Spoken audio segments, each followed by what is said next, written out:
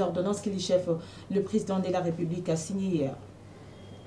Premièrement, je vais dire que l'acte qu'a posé le président de la République, c'est un acte constitutionnel, ce n'est pas un acte qui est volé. Et ça revient de ce droit. Quand vous lisez l'article 79, alinéa 2, on vous dit que le président de la République statue par voie d'ordonnance. Alors, le pouvoir constituant n'a pas donné les temps dans lesquels le président de la République doit statuer. Il dit seulement quand le président de la République doit statuer, il doit statuer par ordonnance. Donc, je reviens à dire à mon frère Laurent, que j'aime beaucoup, demain peut y avoir élection, mais le président de la République peut statuer aujourd'hui. Si vous voulez que cette chose-là s'arrête, il faudrait dire au pouvoir constituant de pouvoir éclaircir. Donc, il a laissé déjà une zone d'ambiguïté dans cet article-là. Alors, ça, c'est une première démarche. C'est une démarche qui est officielle, c'est une démarche qui est légale. Alors, pour plus m'asseoir sur votre question, je vais emprunter une démarche qui est structuro-organisationnelle.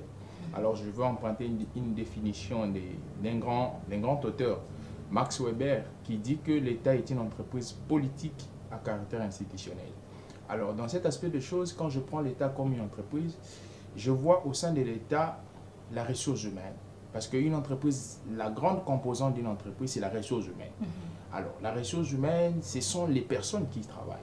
Alors, lorsque la ressource humaine est polluée, cela signifie que cette entreprise-là va vers son déclin. Lorsque la ressource humaine est positive et bonne, cela signifie que cette entreprise ira vers son ascension.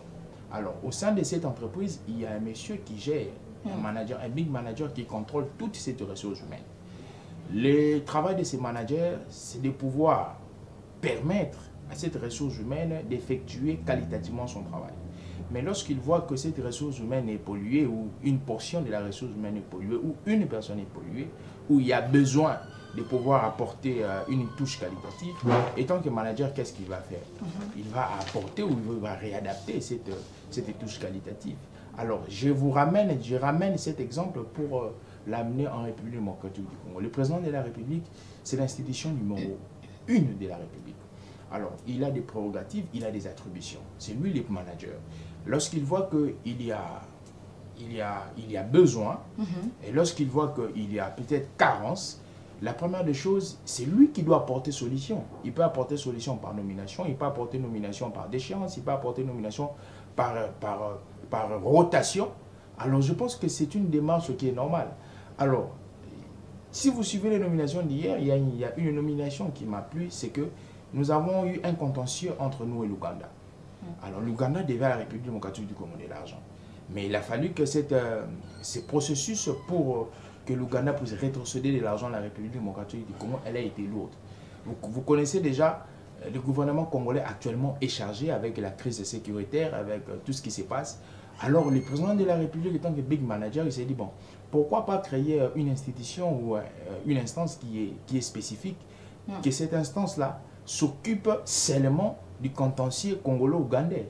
Je pense que c'est une... Mais qu'est-ce qui nous rassure qu'il y aura Non, je pense que c'est une démarche, c'est une démarche qui est réfléchie. Alors, qu'est-ce qui nous aspire qu'il y aura des retombées positives? C'est d'abord l'esprit de la création de cette institution.